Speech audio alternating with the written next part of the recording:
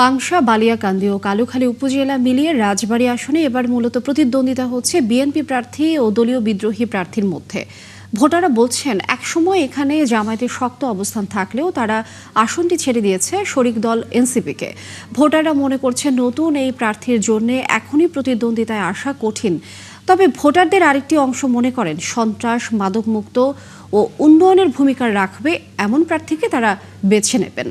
মেহেদী হাসানের তথ্য ছবিতে প্রতিবেদন। রাজবাড়ী ২ আসনে ধানের শীষ নিয়ে লড়ছেন জেলা বিএনপির সাবেক সাধারণ সম্পাদক হারুন আর রশিদ।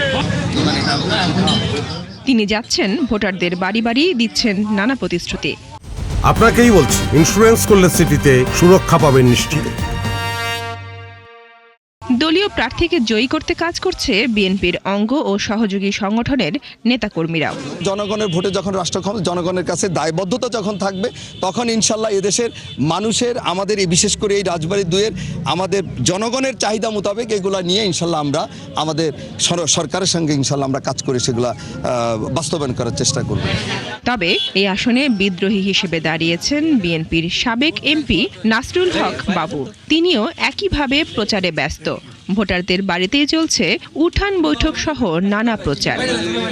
আমি বিশ্বাস করি এই অঞ্চলের মানুষ আমাদের সঙ্গে আছে, আমার সঙ্গে আছে। বিশেষ করে তাদের আমার প্রতি যে আস্থা, ভালোবাসা, আমি তাদেরকে দূরে ঠেলে দিতে পারিনি। আমি তাদের সাথে ছিলাম, ভবিষ্যতেও থাকবো। এদিকে 10 দলীয় জোট হওয়ায় এনসিপিকে আসনটি ছেড়ে দিয়েছে বাংলাদেশ জামায়াতে ইসলামী। তিনিও নিজেকে প্রমাণে চালাচ্ছেন জোর প্রচার। আমি এখন জনগণের মাঝে এসেছি, জনগণ আমাকে দেখুক। জনগণ যদি মনে করে যে আমি ক্যাপাবল, আমি তাদের হয়ে কাজ করতে পারবো, তো তারা আমার সঙ্গে থাকবে। আর না থাকলে আমার কোনো আসে যায় না, কারণ এমপি হয়ে তো আমার কোনো লাভ হবে না। তবে ভোটাররা জানান, মাদক সন্ত্রাস মুক্ত সমাজ তৈরিতে ভূমিকা রাখতে পারবে ও সহজেই যাকে কাছে পাওয়া যাবে এমন প্রার্থীকেই ভোট দেবেন তারা। সমাজসেবক, গরিব দুঃখী মানুষের পাশে দাঁড়াবে এরকম একজন লোক, সৎ নিরীহ ব্যক্তিকে আমরা ভোট দেব। কালুখালী, বালিয়াকান্দি যে উন্নয়ন করবে এবং বিগত দিনে উন্নয়ন করছে এবং 17 বছর আওয়ামী লীগের ফ্যাসিস্টদের হটানোর জন্য যে পরিশ্রম করছে, আমরা অবশ্যই তাকে চাই। দেশ থেকে সন্ত্রাস মুক্ত, চাঁদাবাজ মুক্ত এবং যাবতীয় কুসংস্কার দূর করতে পারবে, আমরা এরকম প্রার্থী প্রত্যাশা করি।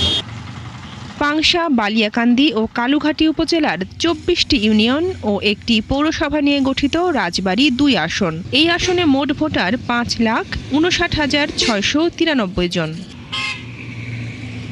বনশ্রী হালদার, ৭১।